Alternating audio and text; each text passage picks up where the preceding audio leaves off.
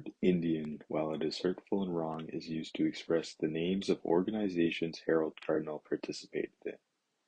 These organizations were named in a time when there was less light shed on the incorrectness and negative impact of this word.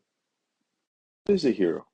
To me, a hero is someone who is admired by many, someone who is noble and brave, someone who perseveres to achieve their goals, someone who stands up for what is right, someone who pushes themselves to their fullest potential. An example of a person who fits my definition of a hero perfectly is Harold Cardinal. He is humble, well-educated, and driven, and passionate about his work, and respectable. Throughout his entire life, he has stood up to injustice, fought for change, created positive opportunities for other Indigenous people.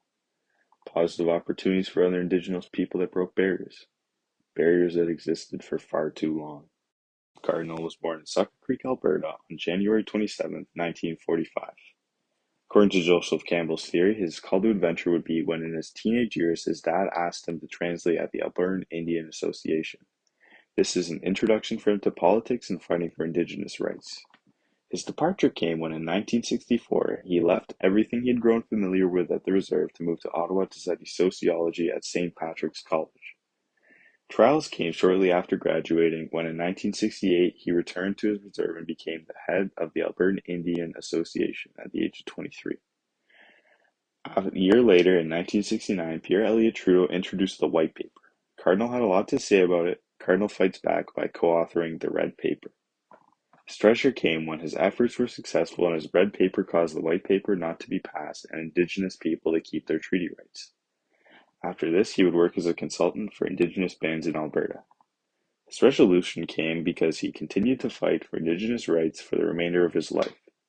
He pursues furthering his education, receiving a bachelor's degree in law at the University of Saskatchewan, a master's degree at law at Harvard University. He was on track to complete a PhD at the University of British Columbia until he passed away 1 year before receiving his diploma, on June 3, 2005. Cardinal demonstrates aspects of all grandfather teaching. The two most notable of these are respect and humility. Firstly, his whole life he has shown respect for his peers. He has always fought for Indigenous rights, and it would be much more profitable if he accepted other clients. However, he wanted to focus so fully on standing up for his fellow Indigenous people. He respected their values as human beings and fought so that the government would give them the same respect that he knew they deserved. Furthermore, he also exhibited humility over the course of his life.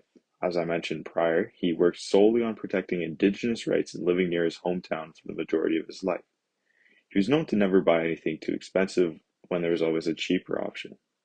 And also, instead of charging people to hear him talk, for only participating in events where he would be paid, Cardinal would share his wisdom and knowledge with as many people as he could at events where he could have conversations with normal people.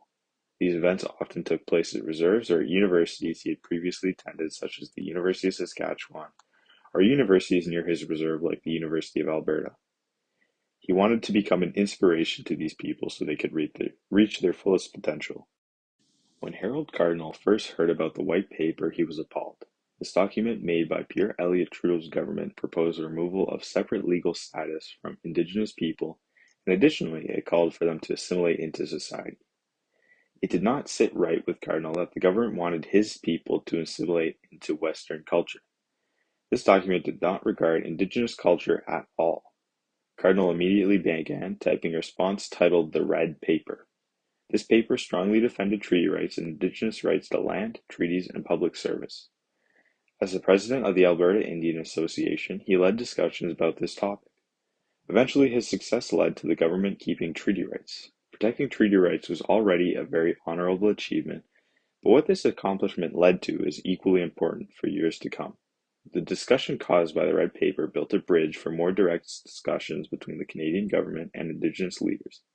He paved the way for Indigenous people to have more say from then on. Cardinal did all these impressive things when he was only 24 years old. Harold Cardinal is a hero because throughout his life he always stood up for injustices, most notably his Red Paper, which protected treaty rights, defended Indigenous way of life, and eventually led to monumental discussions between the Canadian government, as well as facilitated further discussions between the Indigenous people and the government. He inspires me by how determined he was to fight for what is right, even though he was young. He wanted to become educated so that he could better protect his community. Learning about his contribution will begin a bridge to reconciliation because he is an important part of Canadian history, and I do not believe that he receives the recognition that he deserves.